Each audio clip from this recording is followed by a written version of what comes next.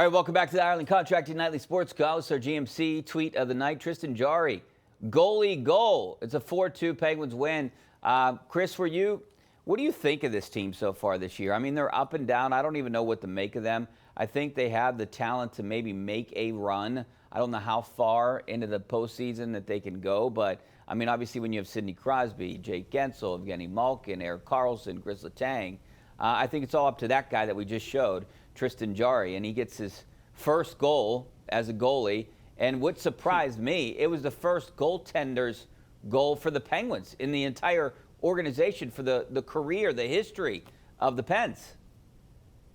Yeah, Nedeljkovic wanted him to take the little fist bump line, and he didn't. I was very disappointed. I think now only 14 goalies in NHL history have scored one, so it's not like it's a very common occurrence. Jarry has one in the AHL and the NHL. I believe it's Mike Mason from the Predators, who's the only other guy to have it at both of those two levels of hockey. Richie, I know the NFL draft was what you started with. I know many times most of the time the NFL is king. But I thought the most significant sports development in Pittsburgh today, quite truly, was Tristan Jarry's game tonight. I think this is the kind of game for the Penguins that you circle if this team really gets it going, and you come back to and say that was one where they got a win that didn't look very good. I mean, they were under siege in the first period. They were just thoroughly outgunned by Tampa Bay. And it could have, it sounds bad. They're down 2-0. Oh, Jarry didn't play a good period. No, he did. They could have been down 4 or 5-0 after the first period. Really after the first 10 minutes. That's how bad it was. For him to keep them in the game, Crosby to get the kind of the lid lifter for them, Malkin to make a beautiful play to tie it, then they take the lead obviously with Carter, and then Jarry to cap it the way he did. That is the definition of, I think, a feel-good win. I think for Jarry especially, you are right to say a lot of what they can and can't do or will or won't do depends on him. Just seeing his teammates mob him, seeing the confidence that he played with even after giving up those 2 goals when they were getting snowed in, I thought that was a big, big performance for him and a very encouraging sign for the Penguins, because this is now a couple games in a row where he's looked pretty darn sharp. So let's stick with the Pens. Does this win kind of make up for a loss like they had against Nashville? And they've had some odd losses this year, this team. It doesn't make up for it, obviously. You can never just say that. We always play the game in sports where we always think any game our team let get away is, crushing, and any found money kind of victory, well, they clearly deserved it, right? So I'm not going to say that it makes up for it. I think it's just a feel-good win. They are a pretty good 5-on-5 team that's largely had pretty good goaltending this year. I know Jarry hasn't been what people have wanted, but lately he's been better, like I said. Their power play has just sucked the life out of the game so often for them. And I know that wasn't a big factor at all really tonight, but just getting the win the way they got it against another team that has that probably the other dynasty of the salary cap era, the Lightning, getting the win against a team like that in their building that was also desperate and struggling, coming from 2 goals down to do it. Just a lot of stuff to like, I think, that Mike Sullivan can kind of put up on the board and keep it there for his team as sort of a North Star when things aren't going well. You touched on the power play, and I want to continue that conversation. I just don't understand. Can you put your finger on it? I mean, you got Sidney Crosby, Evgeny Malkin, Erik Karlsson. Why is this, Chris Letang, why is this not working? It's not working because, well, Letang's on the second unit, obviously, but it's not working really because it's 5 guys who won't defer to one person and decide one person is essentially going to run this, right? And that's always been kind of a thing when Crosby and Malkin have been here, because they're 2 kind of alpha dogs out there as far as skill. Letang was never a natural at it. Here's the thing, though. Erik Karlsson is.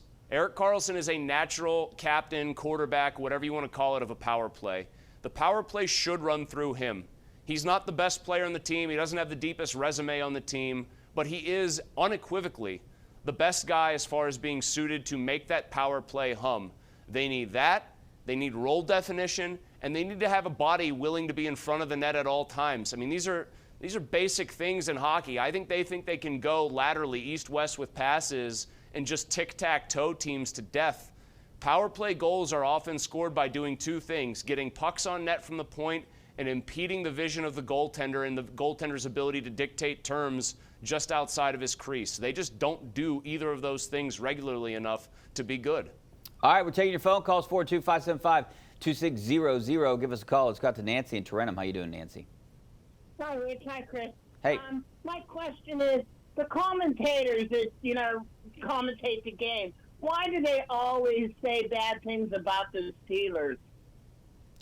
I mean, I don't really notice that, Chris. I mean, I know people try to point that out, but I'll be honest with you, Chris. I don't listen to the games because I'm at every game. So I don't know what they actually say. I just hear and see complaints on Twitter. Chris Collinsworth, I think. Maybe Phil Simms used to be that guy, and I used to get mad at Phil Simms too when I was younger, like in my teens, early teens maybe. Collinsworth is the guy right now who's public enemy number one. But if you went to every NFL city, they'd all say they hate Chris Collinsworth and he says bad things about their team. That tells me one thing. Guys like him, they're being honest about the team and the game that they are watching. So I would reject Nancy's premise that the announcers are always so mean to the Pittsburgh Steelers. All right, speaking of the Steelers, they got the run game going in the last 4 games, and they're averaging 174 yards per game on the ground. The best team right now, the Ravens, at running the ball, they're averaging 158 yards on the entire season. Now, I understand it's 7 games more, but, this just goes to show you what the Steelers are capable of when they can get that ground game going. Broderick Jones, biggest change. He's so athletic on most of their big runs. He's on the second level, getting his hat on a linebacker, and that's going to make that linebacker functionally useless. They just have to complement it with the passing game now, Richie. I do think the running game can help you a lot between the 20s. I do think precision passing becomes somewhat more necessary in the red zone because teams can stack the box. Everything gets shortened. One thing that would be a major X factor for them, if they can run the ball consistently, like inside the 15-yard line, like the really red zone, inside the 10, it's going to make Kenny Pickett's life a whole heck of a lot easier when they get down into the scoring area. That was one of my big questions today in the locker room. I was asking the guys why they can't get 7 when they get close to the goal line. How can they turn the 3 into 7? I understand it's close quarters down there, but I mean, from your vantage point, what do you think the problem is? I mean, a lot of the guys told me it's execution. I don't know if they're just saying that. I mean, I can't see it always being execution that someone's not doing their job.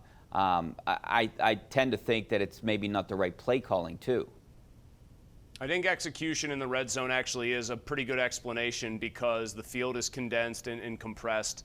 You have to fit the ball into tighter windows. There has to be a decisiveness. I mean, Deontay, probably it should have been ruled a touchdown, should have been challenged, but if he doesn't have the ball squirt out when he hits the ground, we're not having that discussion. That is execution. Kenny Pickett missing a throw, that's happened throughout the year. He's missed some guys in the red zone. That's execution. Not running a crisp enough route, not kind of reading your coverage key if you're a receiver, going to the right place if they're playing a little bit of a zone. That's execution. So I do think that's a lot of it. What I am interested to see is what Eddie Faulkner cooks up during the week to try to exploit what teams do in the red zone. I would like to see the Steelers start dictating terms a little bit more when they get down there. So the Cardinals give up, an average of about 27 points per game. Is it a failure this week if the Steelers can't score 27 points? They should score 24 to 27. That's the second worst scoring defense in the league. And even though I've pumped the Patriots' tires about how good their defense still can be, they're 22nd in the league, I believe, or 21st in scoring defense. So you want to set, Pony did this in the show today. I reflexively took the under. You want to set the over-under at 50 points in 2 games combined here coming up for the Steelers. There's a decent argument to be made that if they're making real progress, they should score over 50 points combined in these next 2. I don't think they do. I don't think they get to I don't think they score 27 in either one of these games. I mean, yeah, that's a pretty safe bet. I mean, they don't score points like that to begin with, but you'd like to continue to see progress. They realistically could have had 24 to 30 against the Bengals. One of these days, realistically, could have had turns into they got to, and then we'll know we're seeing real progress if that day comes. Yeah, I mean, these are 2 layup wins, you would think. I think they're going to win this game, but that next game, that quick turnaround with the Patriots, that kind of scares me a little bit. I think that could be their stumbling block. If they can get past these 2 games, I think they potentially could win 4 straight. Cardinals are trying to lose. They just can't admit it. The Patriots probably are as well. Bailey Zappi might give them a boost this week, but I think by the next week, Bailey Zappi, the bloom will have come off that rose. The Patriots suck. The Steelers should absolutely handle them. They should. They should hand them their lunch. I think the game in the next 4 that they have a real chance to lose is the Colts game because it's on the road. The Colts aren't a bad football team, and Minshew can get hot in a given game and actually deal a little bit. But 4-0 should be within reach. 3-1 should be a definite. And, yeah, I mean, there really is no reason to lose either of these next 2. I would agree with that. It would be a huge disappointment if they're 2-2 in these next 4. All right, we're going to take a break. Back in a couple minutes.